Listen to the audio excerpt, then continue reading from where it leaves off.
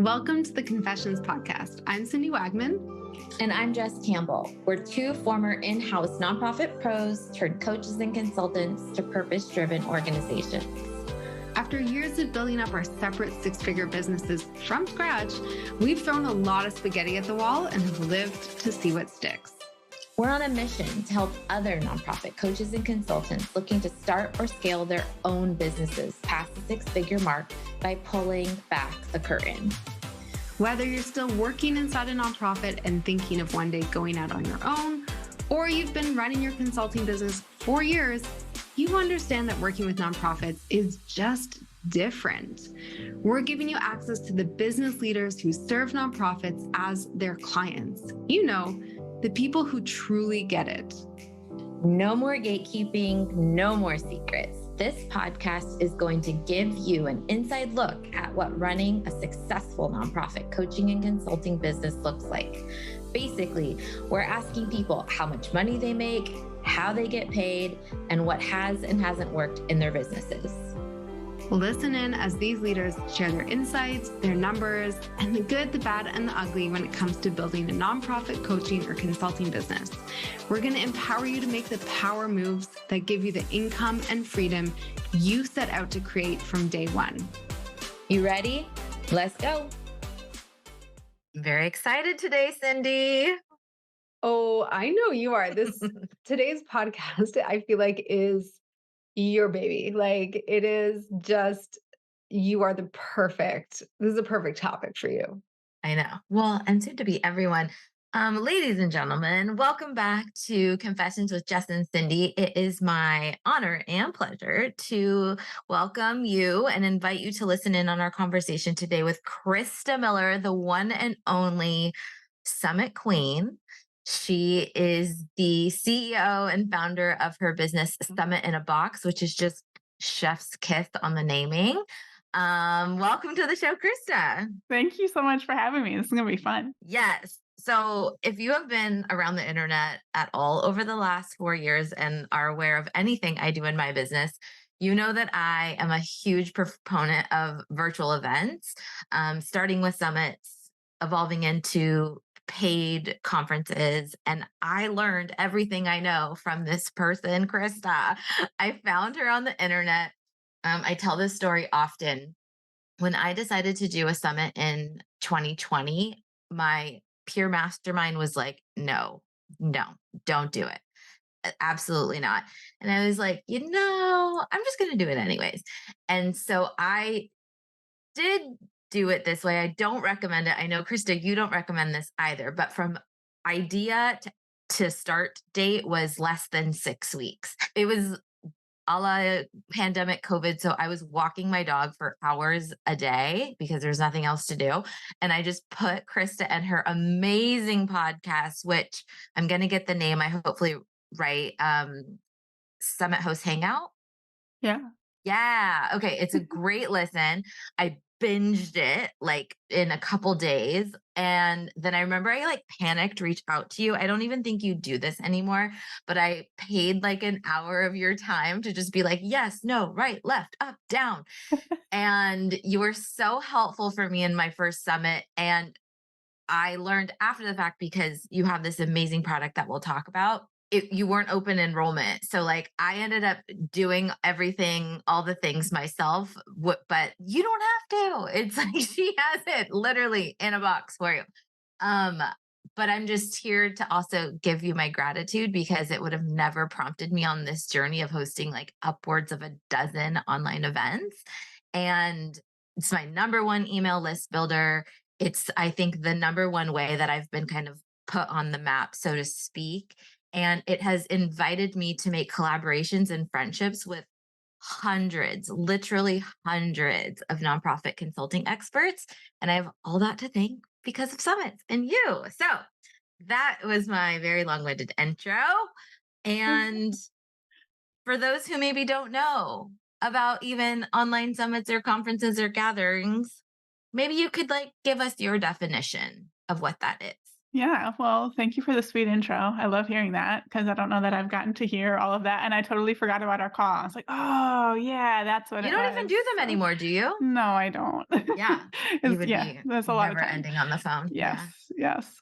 But yeah, so I guess my definition of a virtual summit is I guess the number of days doesn't matter. I would say typically 1 to 5 days, preferably right now, 3 to 4 day, online event where it's 1, sometimes 2 people hosting, sometimes 3, I guess, usually 1 person, hosting a group of experts to come together and speak on an overarching topic to a specific audience. So you are helping your audience with something really specific through the event, and these different experts are coming in and sharing their point of view on their area of expertise. So, if you think of an in-person conference or I'm sure most people have seen a virtual summit where there's all these speakers listed. That's what it is.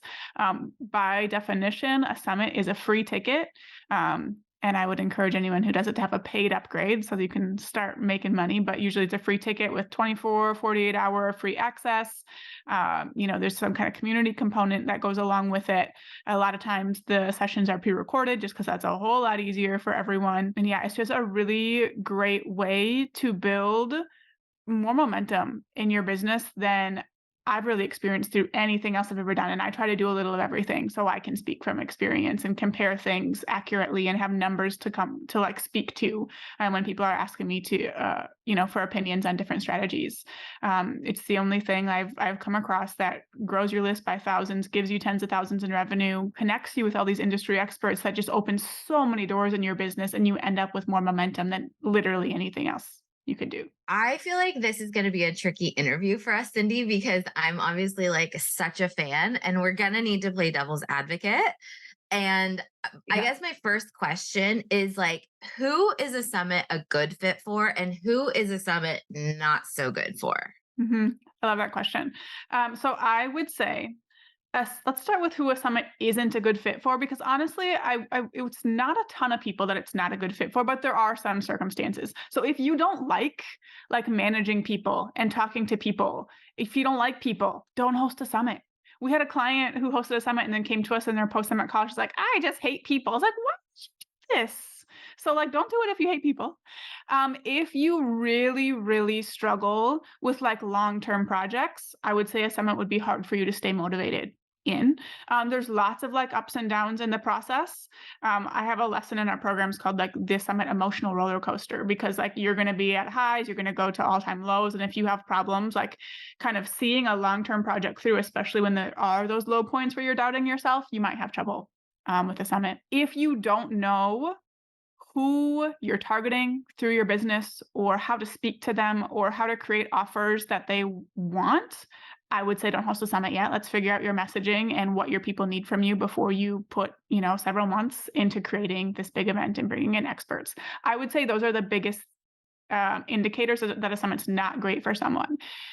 A summit is a good fit for you if you know how to talk to your people and you know what they want. If you want the list growth, the revenue, the momentum, the connections in the industry. A lot of people think, oh, I have to have this certain email list size. I need to be this far along in business, but you don't. We have had clients start from literally zero, no business, no email list, no business name, nothing. And last month I had someone on our podcast, 4,600 people signed up and 35,000 in revenue from nothing. She's now starting a business because she's like, oh, there's something here, but there's no requirements as to how far along you need to be in business or anything like that. That's awesome. And yeah, it's the kind of thing where I could see this working for so many people. But we talked about before we started recording that it's okay if it's not for you, but that doesn't mean you shouldn't tune into this conversation, because the idea of summits, there's a lot that you can learn just about launching and building audience, but also maybe you're not the host. And Jess and I talk about this all the time. You can build your own stage, but you can also leverage other people's stages. So while Jess has had amazing success with summits, it's not something in my pipeline right now, but I promote hers and I make money off of it, right? And I've been on hers and I've built my audience. Whenever I speak on any of your summits or anyone else's, I built my audience. I've sold programs from being involved in them. So it's really a conversation for everyone, I think, whether or not you're actually going to be the host. And I also think we can talk a little bit about those relationships that come from it, because to me, that is not just your list building, but the connections, the other businesses that you get to have in your community, and support each other. And we love talking about collaboration. So, Krista, can you talk a little bit about that idea of collaboration? We often see, I find we see in summits, a lot of people who play in the same space. They might have something a little different, but oftentimes to, an outsider, it might be like, oh, aren't they in competition with each other? But in fact, they're collaborating. So, can you talk a little bit about that dynamic? Yeah, for sure.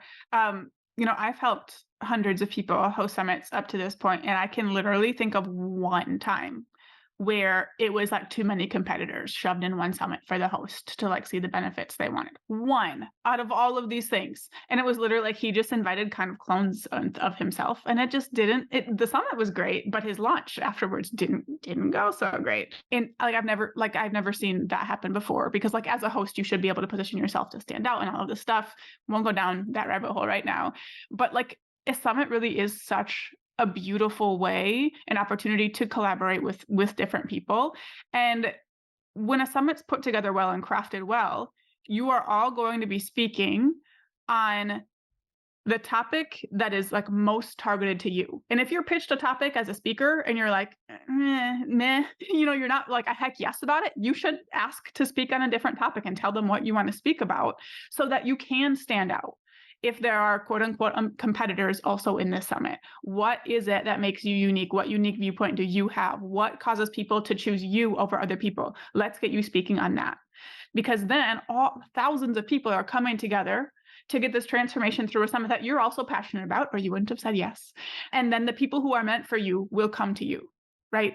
And I just think that is such a beautiful thing for people in an industry to come together, like for a greater cause, to spread a message, to spread something they want more people in their audience to know about, and to make a really big impact for free. Like people can come to this for free and like just feel so motivated and lit up and get the starting steps and be connected to the people that they need to take it further. And it really like it has to be a community thing for it to work, or it's just you talking to your own audience like we always do. It's really one of those, like, what is it? Collaboration over competition. Is that what people say? Yes. Okay. Like it is one of those things. And I've just seen so much great stuff come from it. I've seen people like form masterminds, like, like industry specific masterminds afterwards, or, start doing JV webinars or other collaborations. And it wouldn't happen without something like a summit to bring them all together in the first place. All right. I want to ask, because you mentioned your launch after, and I think there are a lot of merits of doing the summit on its own as a standalone thing. But I feel like the biggest benefit is using it as a launch. And I feel like a lot of people we sort of assume launches are like, oh, do a webinar and then and have your sort of cart open and cart close. So can you tell us a little bit more about leveraging summits as a way to launch a group program or another product? But I definitely feel like people are hungry for one to many, or to create one to many. Mhm. And summit feels like a really powerful way to launch things in terms of audience growth, and especially I would say for people who don't have a big audience to begin with. Mhm. It feels like a really interesting opportunity. So can you talk about that? Absolutely. My last summit that I hosted back in December, I launched a group program through it. So that's perfect. We have a lot of clients with that. Question for you first. The people you work with who launch these group programs, are they like application based? Like how does their enrollment work? Because that will kind of decide how I would say not typically Okay. application based. I'd say not high ticket programs, mostly like I'd say mid Okay. ticket. Okay. I don't know, Jess, what do you think? I mean, if I'm being totally honest, I think that this is even some advanced marketing for folks that are listening. Like, I would say at least 50%, if not more, of the folks listening into this have aspirations of growing Hmm. their business to serve one to many, but they are still doing like retainer client work. Yeah. And so they have not yet graduated into like courses or digital products or group programs yet. This is like something they aspire to, but is not yet happened. And so for the folks that maybe are there, I would say that the product they're selling is under $1,000. Yeah. Like a And course, then if I think is better. Yeah. and then for maybe like the 10 or 15% that are running a group coaching program that is more high ticket, that probably has an application. That's my Yeah. I would say assumption. there's a lot of people who are like, I want to build a course. And I feel like you enroll in any of those programs. We all know the thought leaders who teach you how to build courses. They do teach other launch methods, but I feel like everyone sort of defaults to webinar Mhm. or like a challenge. And so I feel like this is, yeah, I'm specifically thinking of sort of a course, people who don't have an audience and want to launch a course. I think this really to me feels like a powerful opportunity. Yeah. Yeah. Yeah. Okay. Absolutely. Thank you for the clarification. Yeah. So we have seen summits over and over again for courses and memberships specifically, like be someone's biggest launch ever, over and over again. That's what it's been for me. Um, because of the fact that you're not only launching, but you're bringing in thousands of people, warming them up really, really quickly, and then doing the launch that like you already know works because you've done it for a couple people before or whatever. And like that's the power of it. It's not that a summit makes your course or whatever it is convert more highly or anything like that. It's that you're bringing in thousands of people and then you're launching it to them, and it's a beautiful thing. I think a lot of people do see summits as just like a list growth method, and they don't see the different monetization aspects of it. I mean, the All Access Pass alone can bring in tens of thousands. I've made 121,000 just through an All Access Pass in a summit. But if you have something to launch on the back end, whether it's a service, course, membership, high ticket program, does not matter. That's a huge opportunity that you can take advantage of. I see a lot of people when they're going to launch, like want to wait a little bit. I'm going to host a summit and then I'm going to launch in a few weeks or next month or whatever. Like I want to give them some space. Don't give them space. Like they came into the summit because they want what you were promising. You're getting them in, getting them excited, getting them making progress. Don't just like say, peace out, good luck with that. Be like, here's how I can help. And whatever that looks like for you can fit into the summit. If we're talking about courses specifically where people are used to seeing or launching with things like webinars, that's actually a perfect thing to tack right onto the end of your summit. Don't change how you've launched in the past just because you're hosting a summit. Combine it with the summit because that's what works. We don't want you like totally reinventing the wheel with how you've launched before when you do it through a summit. So the summit's a great way to bring in those targeted leads. So when you're crafting your summit, you want to make sure it's positioned to people who then will naturally just want your offer at the end. You want to make sure those two things line up. And then throughout your summit, you're building awareness of your offer. So like, to give some examples of what that looks like when you're introducing yourself, like I'm Krista, the owner of Summit in a Box and the creator of the Launch with the Summit Accelerator program where I help you ABC. Quick one sentence and then move on with what you were talking about. But every time you're introducing yourself, you're saying what your program is. You're building awareness. There's other different things you can do, like a scholarship for your program for a member of the summit, or I can go on. But you want to build awareness of it so that by the end of the summit, when you open the doors, people know it's there and they're excited for it and asking for it. And it's just a beautiful thing. Again, regardless of what the offer is, all of them look a little different on the back end, but the overall idea is the same, where you're building awareness and then opening the doors like right at the end of the event, and beautiful things happen. I obviously have a million questions, but I want to stay on this because I know that you actually ran an experiment. I think it was last year where you did like a challenge over a summit. I remember, maybe it's been a while because time is like, who knows what time is right now. I just remember you were like, I'm going to just test this out. And can you just speak to can you tell us what you did and then what were like comparisons? Because I know you keep coming back to Summit and I know that you're a really smart business person, and it's not just because like you love summits. I know you're super analytical. And so I'm just curious what some of those results were for folks listening, because I know that I always say summits are high effort, high reward. they're like, I'm not going to lie and like sugarcoat that they're not a ton of work, especially your first one when you're building everything. And so for folks that are like, just totally, that is too much on their plate, like that might be another person that this isn't the right fit for, or you Mhm. need to be willing to invest in a certain level of resources to outsource a bunch of the work. But I know that you tried other ones, and I'm just curious because we're not trying to tell you that summers are the only way or the like whatever. We're just trying to tell you that with the effort, they work really well. Mhm. Yeah, so I have experimented, was it over the past year? I guess maybe a year and a half now with, summits versus challenges, webinars, JV webinars, paid conferences, and bundles. So I've done all of those things in the past year and a half, so I have numbers to compare, and they are all good at different things and good for different stages of life and business and whatever. If we're looking at a challenge specifically, when I do a challenge versus a summit, I have found that my launch revenue is actually pretty close to the same, but I have a big existing audience. I have over 13,000 people on my email list, built out social media followings. Challenges are good for engaging those people, the people who are already in your audience. So I only grow my list by 150, sometimes 200 people if I really go out with like ads and affiliates with a challenge versus a summit where I grow my list by well over 1,000 when I do those. So it's kind of like looking at your goals and what you're already working with. If you have an existing audience and you want to focus on something like fairly quick that will get sales from them, but you're not so concerned with generating new leads, connecting with people, things like that, cool, host a challenge. I do it 2-ish, sometimes 3 times a year because it's so good at that. I see summits and challenges as things that complement each other really well, and I like to alternate back and forth. Let's get a flood of leads, convert whoever's ready, and let's do a challenge and then convert people who are ready a couple months from now. And it's really, really great. So it depends on your goals, and that's what I found with all the other strategies too. I'm happy to break more of them down, but it kind of gives a preview. No, that's helpful.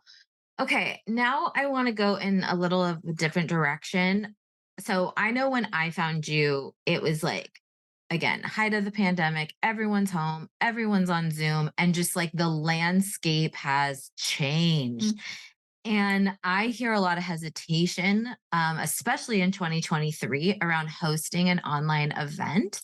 So much so that even I, for the first time ever, all of my events this year were paid because I just really wanted the people who wanted to be there. Like, when you pay attention, and even a small investment. And I was almost trying to like talk myself down. If I'm being totally honest, I was like, this will prove that like the market is saturated or people are over this. And then surprise, surprise, people kept buying tickets to the paid events, like in the hundreds. I was like, okay. And it just was a good experiment for me to like use the data, follow the data, not just like the little voice inside my head. But I'm just curious, like, what your perspective, since you're around so many summits, are in 2023 and beyond around hosting online events, and also what methodologies you change. Like, for example, I know you used to be really big on a 5-day summit, and now I just heard you say like 3 to 4.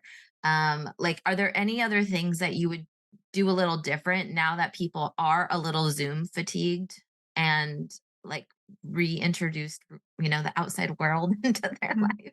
Yeah, I've heard so many people recently start saying, maybe they've always said summits are overdone, but they don't work anymore. Zoom fatigue, that comes up a lot. And some of it's real. Some of it is people, I think, making excuses because they don't know how to do it the right way. That's just me being sassy at that kind of thing, because I have clients every day launching summits that are making tens of thousands of dollars and bringing in thousands of leads. I'm like, all right, if that doesn't work, like I don't know what you're looking for, but like there are different, I wouldn't say different things that you need to key in on, but things that used to be important are even more important now.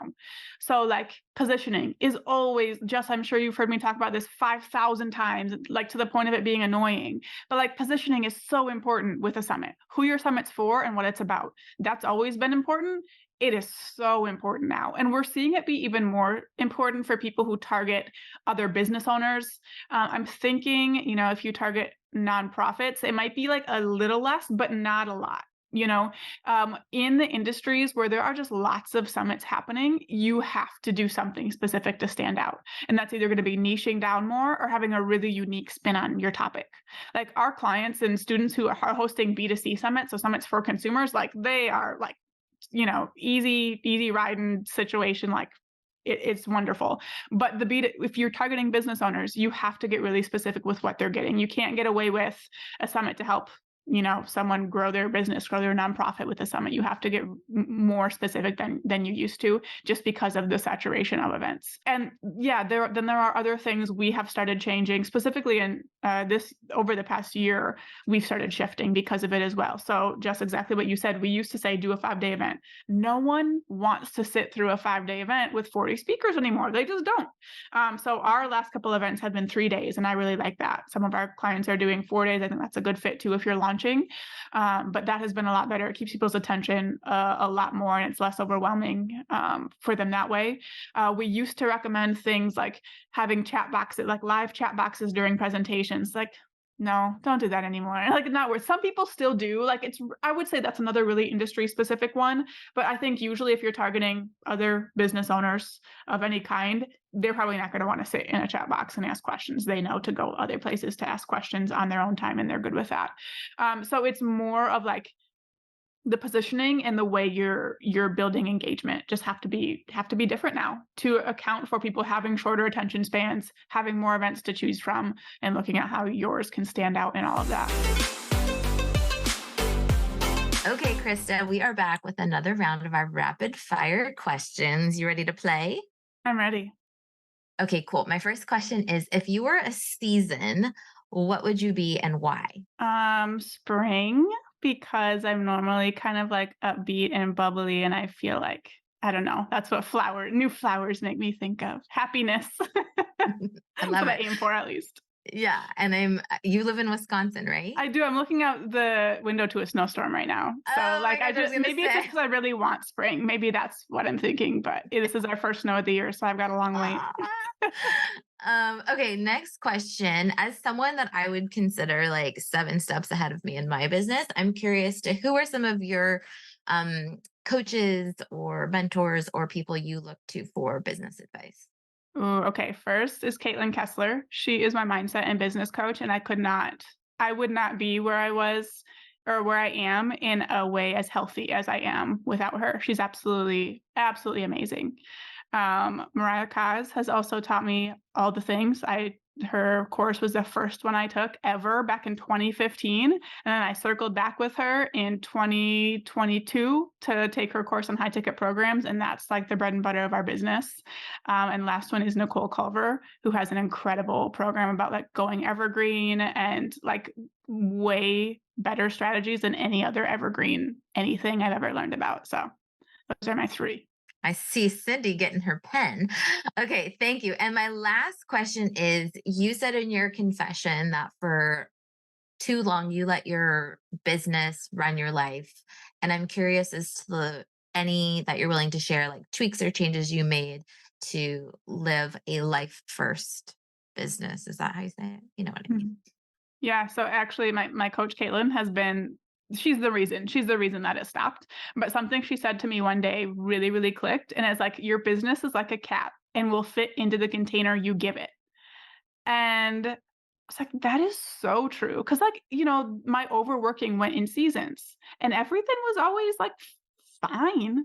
So I just decided, okay, for this month or this quarter, I am not working nights. I'm not working weekends, and we're gonna see what happens. And it was fine. I said no to some more things, which was good for everybody.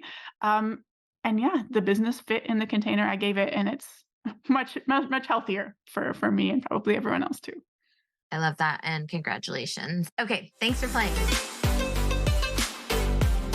Okay, I have like a hybrid question, which means it's kind of 2 questions in one. But one of the things that I think is, I don't know if it's unique to the nonprofit sector, but very prominent, is that I feel like a lot of summits are hosted by tech companies. So we see that as their lead gen stuff, and fewer consultants like Jess who host their own. I can't even think of someone else who has their own, like, so, you know, Sabrina, Sabrina, yes. Julia So Campbell. I didn't know Julia has one. Okay. So there are a few, but I feel like a lot of them are run by tech. And so people have an expectation of what it's like because those are the ones they've gone to, which Mhm. there's no pitch after and things like that. And then the second part of, and that's not even a full question, but the second thought that I'm having is also like, is this an opportunity to have sponsors for, like, if we're um hosting one, sometimes, very often I'd say, and actually I know people who've done this, well, they'll go to the tech for sponsorship. And some people like Jess might go for other sponsors, but not tech. How do you sort of navigate the space of like what people's expectations are? I have found in the nonprofit space sometimes the idea of, and this is also this is a question for both of you, where for so long we were used to just paying for a webinar, that the idea of pitching off a webinar was like organizations got mad. And then I feel like that's possible too with summits. Like if we're going to all these free things that tech is hosting, and then you go and then we're doing it a little differently and pitching to them, um like how do we navigate the expectations of people, set them up to be successful, and how do we work with other players like tech or sponsors? Sorry, that is a million questions in one, but I hope that makes sense in terms of like, it's also not even a full question.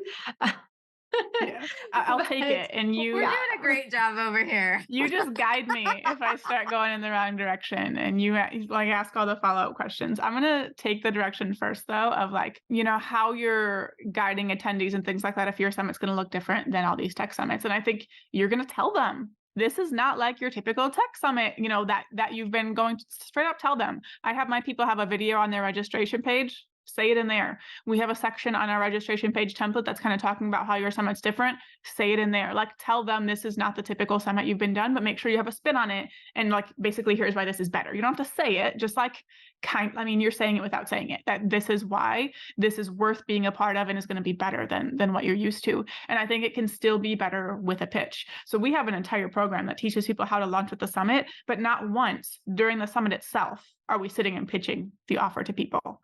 Like, it's not a part of the summit. During the summit, you're building awareness of it. Like, you're awarding scholarships and things like that. That's building awareness, but you're not pitching. You're not launching it during the part that's kind of advertised as the free event. And we have our people also make it very clear from the very beginning that there will be a pitch, on the final day when all the sessions are done. So we have a section on our registration page template that's basically saying like what, the final day of the summit is, which is usually led by the host. And at the end, you'll hear about our such and such program that helps you ABC. So they know it's coming every step of the way. People are only coming to the session with the pitch who know that the pitch is there. Like, we're not surprising anyone. It's not a bait and switch type situation. And I think that really helps. I used to hate summits. It was like 2015, 2016 when I was starting my business, and going to summits hosted. It was actually tech companies like Teachable, whatever they were called before, did one, and like other companies like that were hosting these summits, and it was a constant pitch.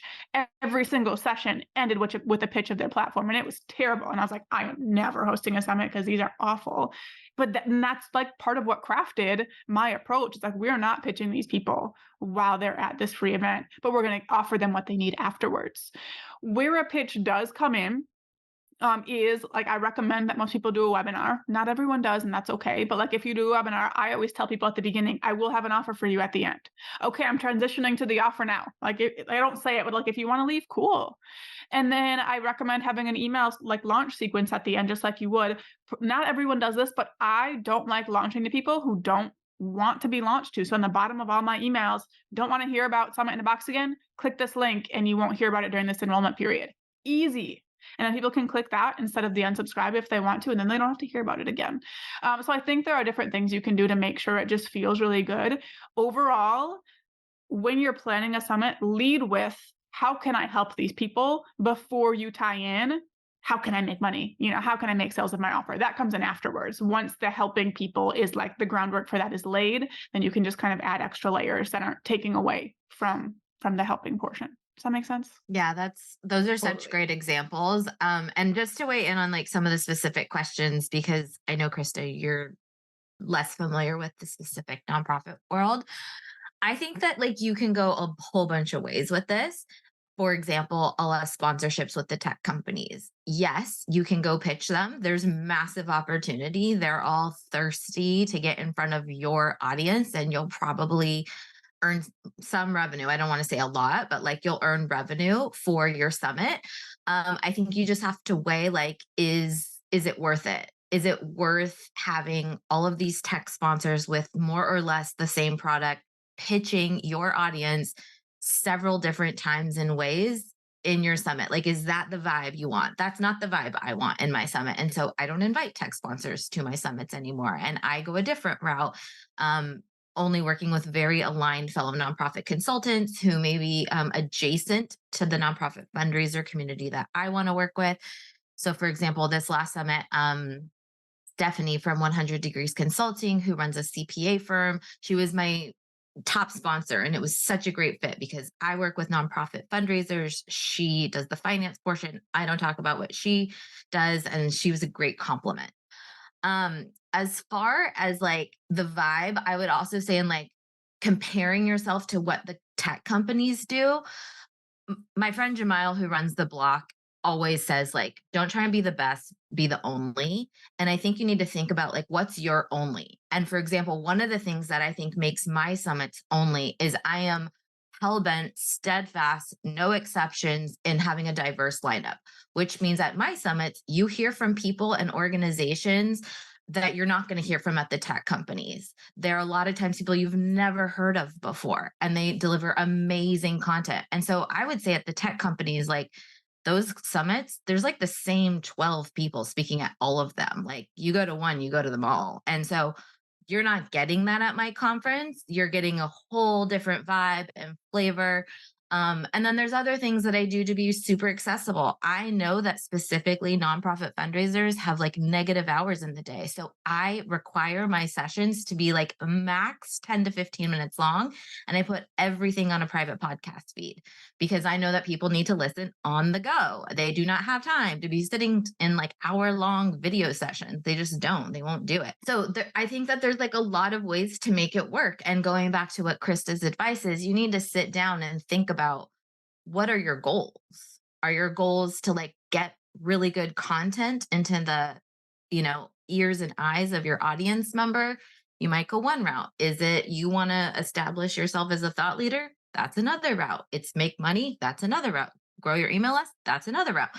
Is it a combination of all these things? That's all going to influence like what kind of, whether it's a summit, whether it's collaboration, whether it's a bundle, whether it's a JV webinar. Like it's all the same, but you do have to kind of be clear, have your North Star as like what your ultimate goal is. Totally. That kind of leads nicely to my next question. I feel like I'm interviewing both of you, and I'm not even being a great interviewer. But so the other piece is, and obviously we talked a lot at the beginning about leveraging other people's audiences and growing your list. And I'd love to hear a little bit about managing expectations around if you are speaking at a summit or you're invited to participate, or you are inviting people to participate. Like, what are you asking them to do so that it actually gets you those results? I know enough about Jess's business that there have been speakers or participants who agree to participate and then don't really fulfill their side of the bargain, so to speak. So what are the expectations? How do we communicate those in a meaningful way so that we actually achieve our goals beyond just providing really good education? Yeah, that's a great question. First of all, I'll say there will always, always be people who don't do what they said they were going to do. Some of them will drop out they'll say, oh, I'm going to be a week late with my presentation. Then they'll drop out afterwards.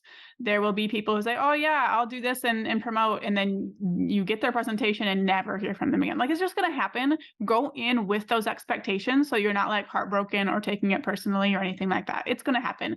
Things come up for people.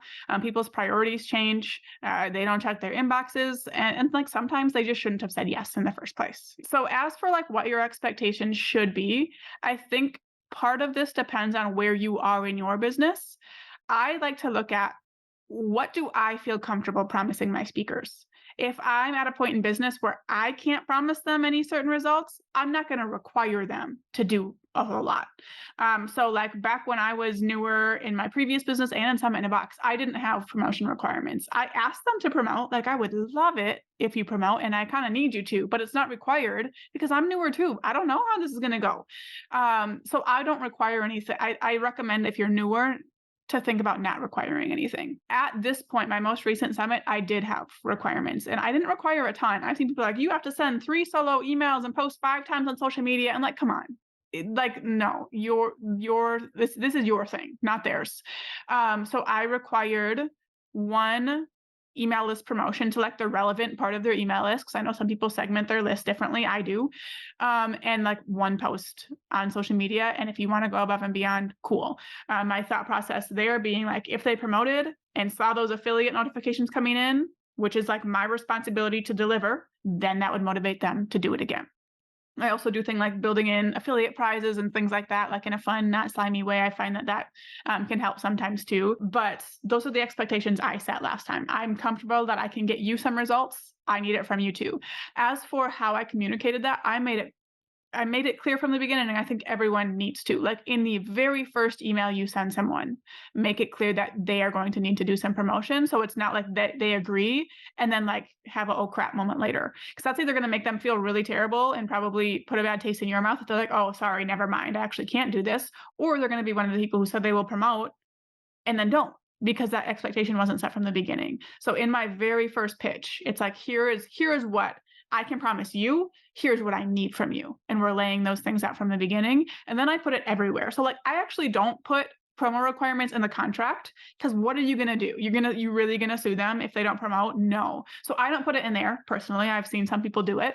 I like to put it like in the form I send my speakers to get their information right at the beginning of the process. And this is something I just added to this last one again, because I'm confident that I can get these people results at this point. Like, here's what I expect from you. Can you deliver on this? And they have to check a box to be able to submit the form. And then, in any speaker update emails I'm sending on a speaker information page I have, that's all like reminded. Beyond that, it's more, this expectation has been set. Now it's my job to make them want to deliver on that. So I need to be somebody that they want to promote. I need to create an event they're proud to be a part of, so they want to promote it. That's my responsibility.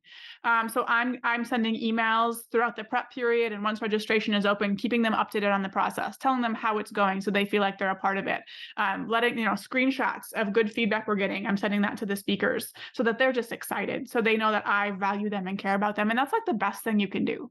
I do go through and look at who has promoted and who hasn't, but it's not so I can be like, hello, you said you would promote and you haven't. It's like, hey, we're nearing the end of the promo period. I wanted to make sure you could get your, email sent out. Here's an email already customized with your name and affiliate link. If you can send this tomorrow, that would be great. And I'm sending a quick voice message on Instagram to make sure they saw it, but I'm not nagging. I'm like coming at it from a place of like serving and encouraging and things like that. And if they don't, stuff happens, and there's only so much you can do. So that is my take on requirements. I just think it's up to you as the host to be someone they want to support, and relationships go further than any nagging or requirements or anything else you could do. So good. I just have to like double tap everything, and also underscore, like, no one is going to care about your event more than you.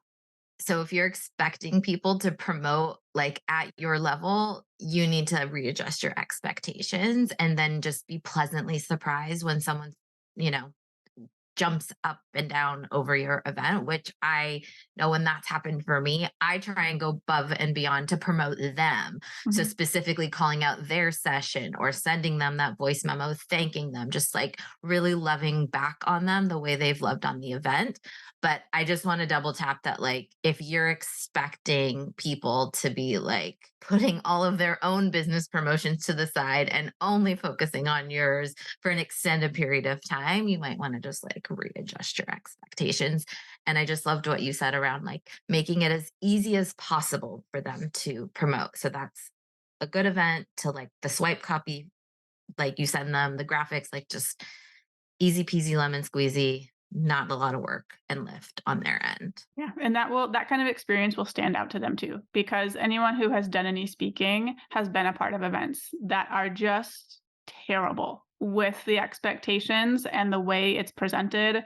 Like I was a part of a summit put on by someone else who teaches summits. So this person is out there teaching other people to do it, where like they just sprung an affiliate contest at us on the last moment. I had told them ahead of time I was launching. They're like, "Oh, you are in affiliate teams now and you have to send an email on Monday. If you don't, you're out of the summit. And like whatever team has the most gets like whatever bonus." And I was like, no, I can't do that. And the reminders kept coming. And I was like, sorry, I'm out. Like I already recorded my presentation. Promotion was scheduled that I had to go unschedule. But it's like, do not be that person. If you learn about summits from someone who is telling you to do stuff like that, like please run away. Please. That just kind of reeks of desperation of like, we're not getting the results. So like, let's just put pressure on Yeah. people, which yeah, not good. Mhm. All right. I think I have a final question. Also, we're running out of time, but if I'm invited to participate as a speaker in a summit, how do I optimize this opportunity? Right? How do I make sure that, obviously I can get some affiliate revenue, but how do I leverage it to build my audience or my speaking opportunities? How do I make this as meaningful as possible to me as a participant or partner? I love this question. I think the first and most important thing to do is only say yes to events you really, really want to be a part of. And that's the best thing you can do for yourself and the host. Make sure it's aligned, make sure it's a time that works for you, make sure it's something that's like a heck yes instead of I should probably say yes to this. From there, we are making a really awesome presentation. So I actually have some pre-made presentations because I get pitched quite a bit. But like if it's something where it makes sense for you to make a custom presentation, do that and even consider like a custom bonus to maximize the amount of people who are going to opt into your email list. If the host knows what they're doing, they should also be asking you for like a contribution to their all access pass. And that might on the surface seem like, oh, like this is just benefiting them. It is not. It will get you some of the most qualified leads from the summit onto your list if you contribute a bonus to the all access pass. So plan to do that. It is worth it. Even if you have to make something the first time you're a part of a summit, to be able to then use in all future summits. Like I have like a virtual summit starter kit that I just contribute to every summit I'm a part of. And that's what, like that gets way more opt-ins than the freebie promoted in the presentation. So like those are kind of the more like obvious things. A couple opportunities that I see people miss out on a lot and that I miss out on a lot is really showing up during the summit. So whatever community the host has created for attendees, be a part of that. In the events I've hosted, I've always had like two speakers, I feel like in each summit who just show the heck up in that community. That stands out to me as the host, but they're the ones booking clients, like through being in there, answering all these questions, just being amazing and helpful. They're the ones that stand out. They're the ones that have the most people watching their presentation. So plan to engage if you can. And then the other part of it is the networking opportunity with the speakers. So I have never done this because I am like very introverted and like don't want to bother anybody. But a lot of times I will have people reach out to me like, hey, we're both speaking on so-and-so summit. We should connect. And then we do. And then like they're the top of my mind for the next time I'm doing a summit or collaboration or anything like that. So look for opportunities to make connections with those speakers. You don't have to be inviting them to calls, but just like a quick message on social media. Hey, we're speaking at the summit together. How fun is that? Great to meet you. I think networking is something that a lot of people miss out on. So great presentation, plan to promote so you stand out to the speaker, engage with the attendees and engage with the other speakers. Love it. Such good advice. Okay, as we wrap up our conversation, Krista, we end every conversation with our infamous confessions question. So, nonprofit consultants, business owners alike, what is your business confession?